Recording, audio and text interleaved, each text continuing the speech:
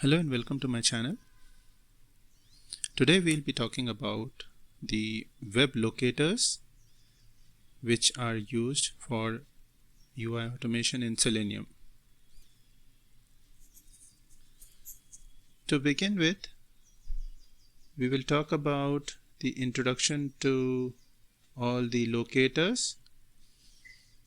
There are 8 locators in total. We'll be talking in terms of questions and answers. Now the first question is, what are different locators? Different locators are like ID, name, class name, tag name, link text, partial link text, CSS selector and XPath. Question 2. What is ID locator? So to find an element with the help of ID, that is how the ID locator is identified. So here are some of the examples.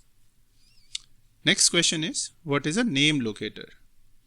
So to find the element by the name of the element, for example, we have the name attribute, same example but with a name attribute. The next question is, what is a class name locator? So to find the element with the help of the name of the class which is there as part of the attribute. So over here, if you see, we have @class is equal to mail, @class is equal to email. So here are some of these examples. Let's go to the next question. What is a tag name locator? So to find the element with the help of the tag in the HTML DOM, like image, input, button, we directly find those with that. Next question is, what is a link text locator? So to find the element with the help of the text of the link. So for example, there is a text like click here. So we'll pass in click here and then it will identify. Next question is, what is a partial link text locator? So to find the element with the help of the partial text of the link, like we had click here, so we can identify using either click or here. We don't have to pass the full text. Okay. Next question is, what is a link text locator? So to find the element with the help of the text of the link.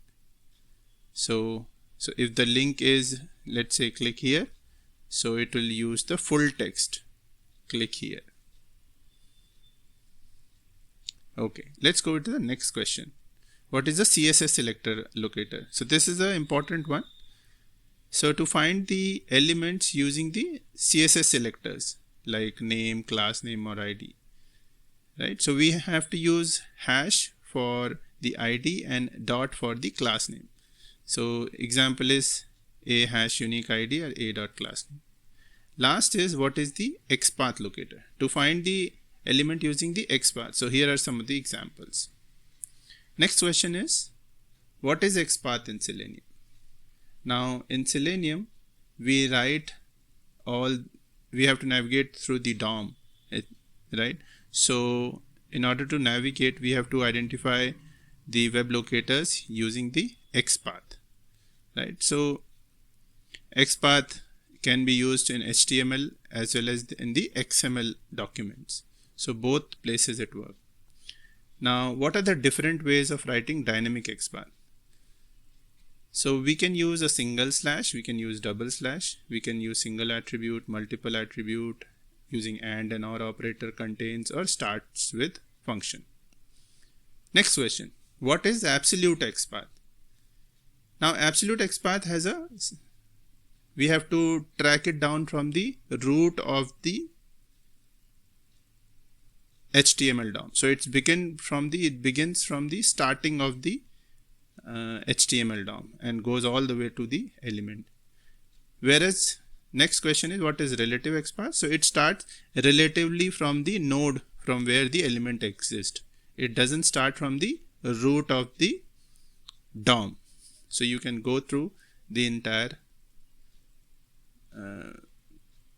meaning of it, definition of it.